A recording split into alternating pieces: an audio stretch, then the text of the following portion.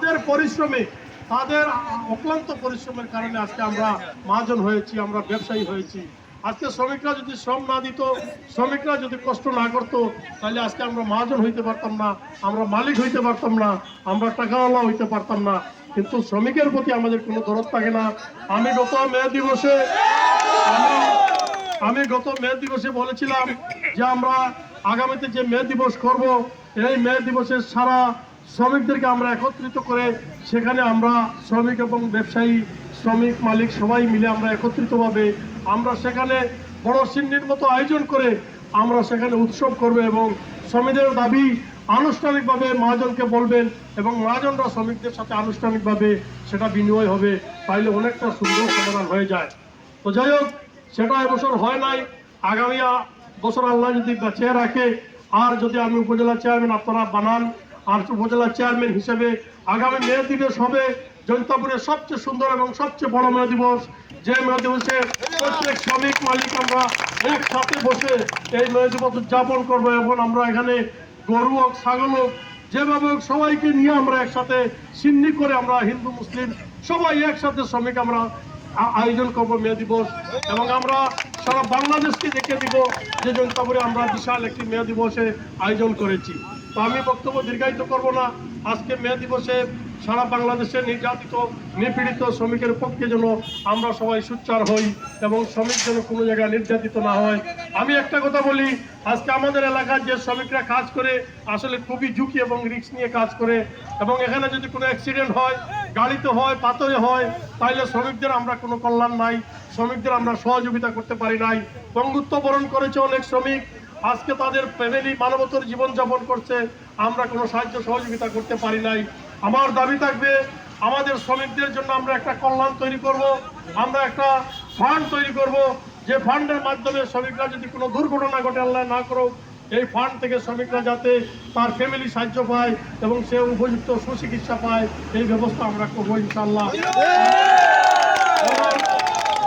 এবং আমরা যারা আমি আরেকটা কথা বলছিলাম, আজকে আমরা জৈন্তাপুরে আসলে আমাদের আইসিইউ নাই, আমাদের একটা অ্যাক্সিডেন্ট হইলে, দুর্ঘটনা হইলে অ্যাম্বুলেন্স নাই। আমি শ্রমিক নেতৃবৃন্দের সাথে কথা বলেছিলাম এবং মালিকদের সাথে কথা বলেছিলাম, আমরা সহযোগিতা করব। আমরা চাই শ্রমিক সংগঠনের মাধ্যমে একটা অ্যাম্বুলেন্স হোক, যে অ্যাম্বুলেন্সটা সার্ভিস দিবে শ্রমিকদের জন্য, কোনো দুর্ঘটনা গেলে তাৎক্ষণিকভাবে এই অ্যাম্বুলেন্সে হসপিটাল রুগী পৌঁছে দিবে। তো ইনশাল্লাহ আপনারা দোয়া করবেন, সহযোগিতা করবেন আমাকে। আগামী নির্বাচনে আল্লাহ পাক রব্বুল আলামিন আপনাদের ভোটের মাধ্যমে নির্বাচিত হয়ে যাতে শ্রমিকের কল্যাণে কাজ করতে পারি, আমরা একটা অ্যাম্বুলেন্স ব্যবস্থা করতে পারি, আমরা শ্রমিকের কল্যাণের জন্য ফান্ড তৈরি করতে পারি, যে শ্রমিক কোনো দুর্ঘটনা পড়লে তার তাৎক্ষণিকভাবে তার উপযুক্ত চিকিৎসা এবং তার ব্যবস্থা যেন আমরা করতে পারি। এই হোক মে দিবসের আসল আমাদের উদ্দেশ্য। আমি আর বক্তব্য দীর্ঘায়িত করব না, আমি শুধু বলবো যে আজকে মে দিবস করে আমরা গড়ে ফিরে গেলে হবে না। মে দিবসের তাৎপর্য এবং মে দিবস কেন হয়েছে, মে দিবস আজকে সারা পৃথিবীতে উদযাপন করা হচ্ছে।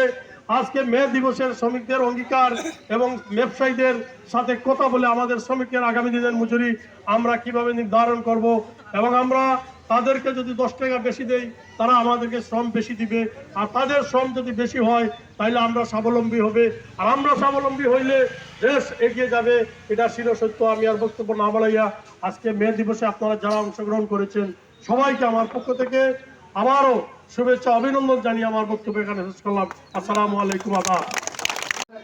আমি জৈন্তাপুর হেমাশ্রমিক তথা জৈন্তাপুর উপজেলার যত শ্রমিক আছে সবার পক্ষ থেকে আমাদের জন্য যারা আজকে এই স্বাধীনতা দিবসটি এনে দিয়েছে তাদের প্রতি আমার লাল সালাম। আর আপনাদের সবার কাছে আমার অনুরোধ, আপনারা শৃঙ্খলিত থাকবেন। আর আমাদের ন্যায্য দাবিগুলা আমরা আসলে ন্যায্য দাবি পাই না, কারণ আমরা মূল্য পাই না।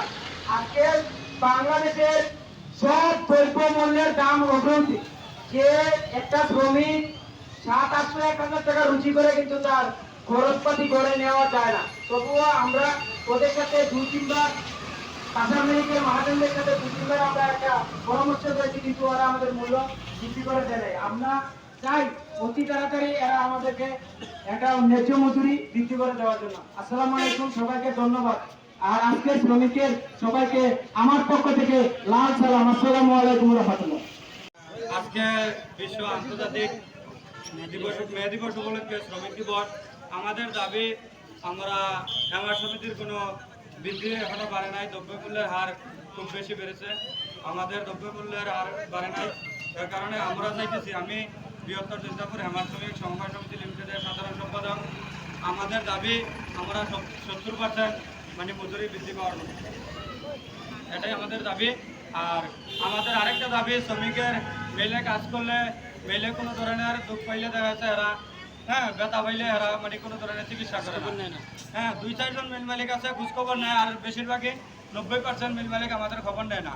আমরা চাই আপনাদের মাধ্যমে বা আমাদের মিল মালিক যারা আছে সম্মানী, তারা যাতে আমাদের এই গরিব দুঃখী হেমারির পক্ষে আমাদের একটু মানে সুনজরে তাকায়, এটাই আর কি আমাদের দাবি।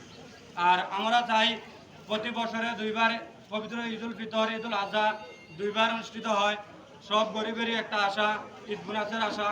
আমরা চাই কি সকল মিল মালিকে ঈদ বোনাস দেব, কিন্তু আমরা দাবি করবো না কত টাকা দিবে। গরিবের 200 টাকা হোক, 500 টাকা হোক, 10 টাকা হোক, যদি এই দাবিটা আমাদের আশাটা পূরণ করে, তাহলে আমার মনে হয় আমার সব শ্রমিকেরা খুশি হবে, মানে ওদের অন্তর থেকে একটা মানে খুশি হবে। এই জিনিসটাই আমাদের